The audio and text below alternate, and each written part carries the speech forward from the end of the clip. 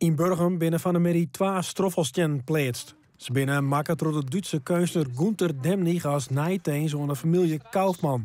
Mooi een liedse ceremonie waren ze inmetselen voor het huis dat de familie in de oorlog onderzoek zitten had. Hier jonge muzici zijn en Burgemeester Jeroen Gebbens stie in zijn toespraak stil bij de gevolgen van antisemitisme.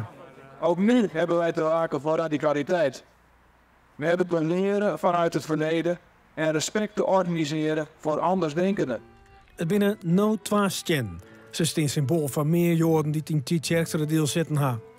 Voor 100 onderzoekers hier in Burgum. Voorlopig is het een symbool, maar we hopen natuurlijk dat er nog meer aandacht ontskonken wordt.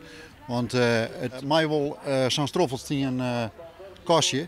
Want het is net normaal, het is net vanzelfsprekend dat we in vrijheid leven.